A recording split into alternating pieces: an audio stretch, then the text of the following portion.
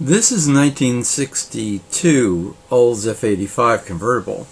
Now, I videoed this car back in October, but unfortunately it was raining at the time and the hood was up, so you got a good look at the 215 cubic inch aluminum V8.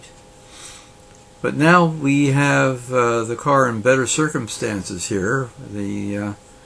It's overcast, but and it's funny because just as I was winding up this video, it started to sprinkle a little bit, so you never know about showers in Florida.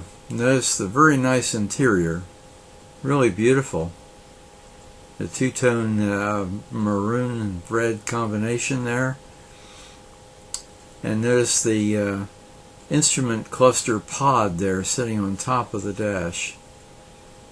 Interesting arrangement. That was fairly popular at the time, putting everything together in one pod. Nice black paint.